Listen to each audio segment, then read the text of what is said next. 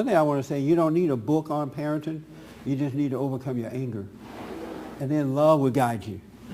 That's how, because a book can't tell you every step to do in life. Things are constantly changing. Things are constantly happening. You just need to be conscious so you can be guided by love.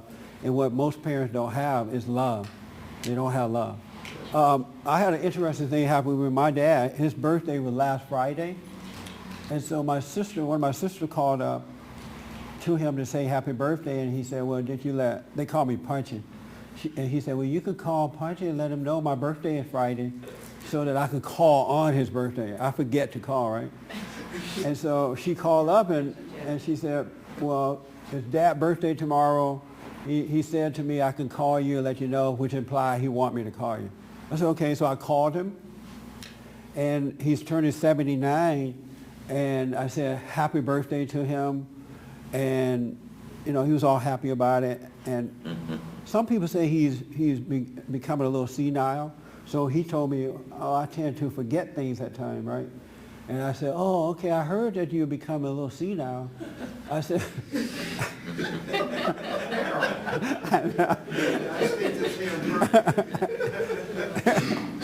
and I said to him, I said, do you remember me?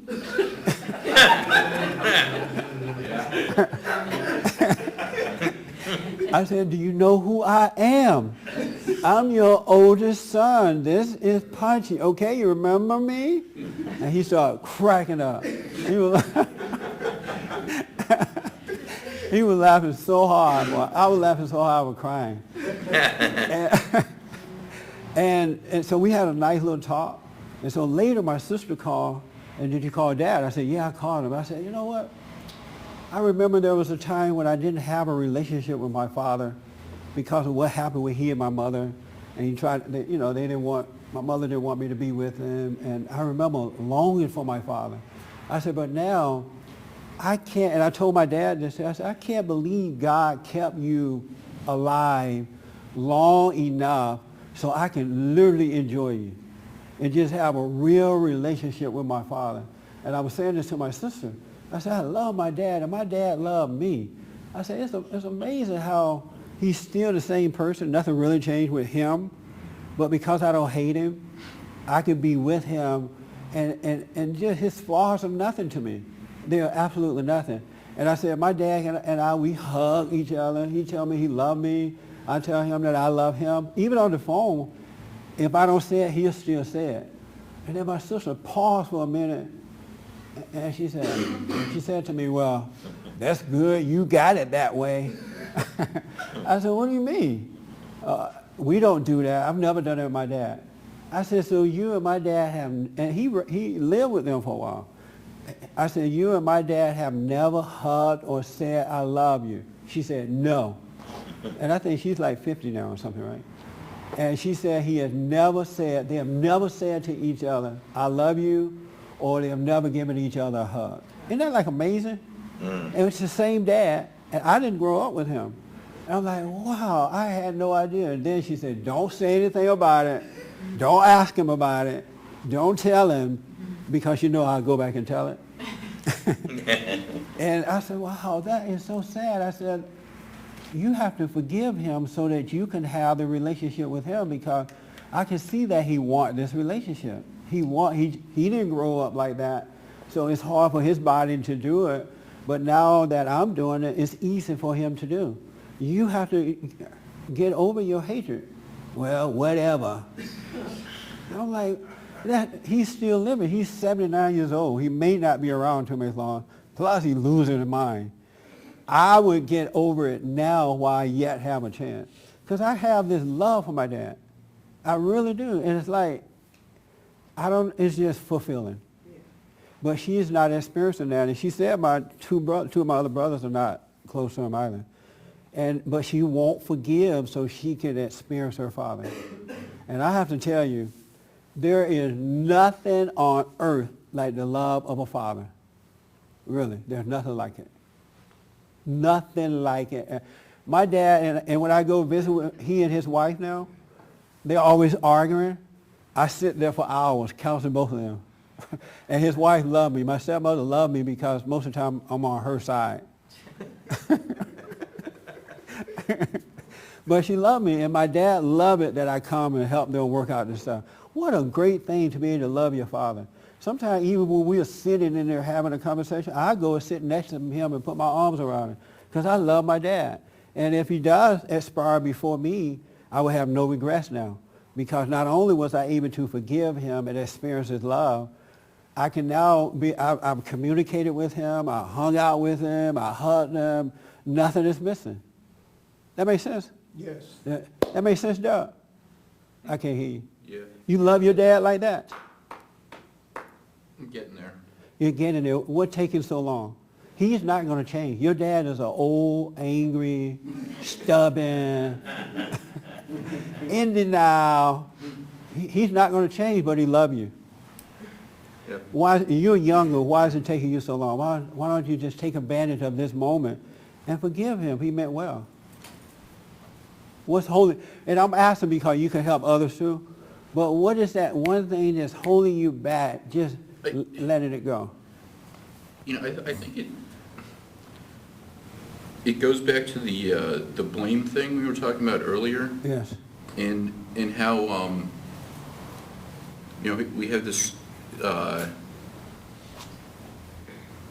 guess this, and we were also talking about intellectual understanding versus spiritual understanding. Yes. And I'm getting more of the intellectual understanding, but it usually comes after I do something. It'll be like, I'll blame him, and then I don't really realize it at the time, but then like the next day I'll be like, oh, I blamed him, I shouldn't have done that. Yes. So I guess that's what's holding me back. That's a very good point. You're still blaming him for the way you feel, what happened, and when people blame others, they also think, well, if this person changed, then I'll get better. But you won't get better.